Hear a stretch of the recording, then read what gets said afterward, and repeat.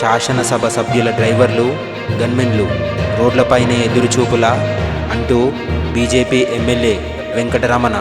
ఈ 119 మంది ఎమ్మెల్యేలందరికీ కూడా ఒక చిన్న రిక్వెస్ట్ ఏంటంటే, ఇవాళ ఉన్నటువంటి 119 మంది ఎమ్మెల్యేలకు అలాగే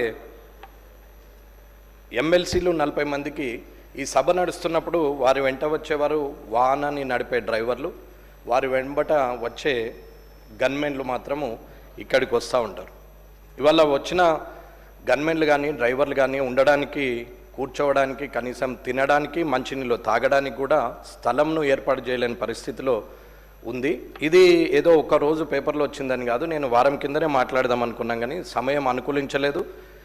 సమయంలో మాట్లాడదామంటే 0 అవర్లో కూడా కుదరలేదు, వాంటెడ్ ఎక్కువ ఉంది కాబట్టి, క్వశ్చన్ అవర్లో మాట్లాడే పరిస్థితిలో లేదు కాబట్టి చెప్పలేదు. దయచేసి నేను రిక్వెస్ట్ ఏంటంటే, వారికి కనీసము మంచినీటి వసతి ఏర్పాటు చేసి, వారు రెస్ట్ తీసుకోవడానికి కనీసము ఎమ్మెల్యేలు వచ్చేంత వరకు 5-6 గంటలు 7-8 గంటలు వెయిట్ చేయాలి కాబట్టి ఆ గన్మెన్లు కానీ డ్రైవర్లు కానీ ఉండడానికి ఒక హాలు, అలాగే వాళ్ళు తిని రెస్ట్ తీసుకొని కూర్చోవడానికి ఇన్ని కుర్చీలు, కొంచెం ఒక జాగా చూపిస్తే బాగుంటుంది.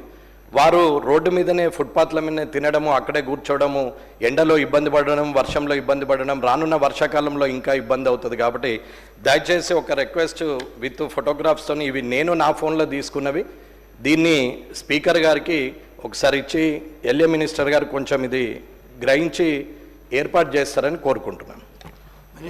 అధ్యక్ష, మరి వెంకటరమణారెడ్డి గారు ప్రస్తావన తప్పకుండా పరిశీలన చేస్తాం అధ్యక్ష. శాసనసభ నిర్వహణ ఎప్పటి నుంచి జరుగుతుందో, ఆనాడున్న 294 మంది సభ్యులతో పాటు ఈరోజు ఈ తెలంగాణ రాష్ట్ర శాసనసభకు సంబంధించిన 119కి సంబంధించిన శాసనసభ్యులు మీరు కూడా అనేక మార్లు ఈ శాసనసభకు వస్తూ ఉన్నారు అధ్యక్ష.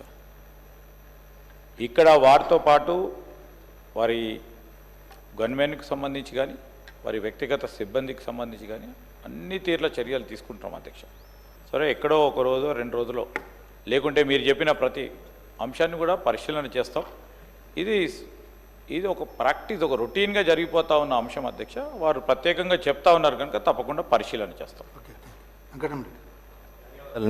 ధన్యవాదాలండి. ఇకపోతే బడ్జెట్ విషయానికి వస్తే అధ్యక్ష, చూస్తూనే ఉండండి ట్రైకోమ్స్ న్యూస్.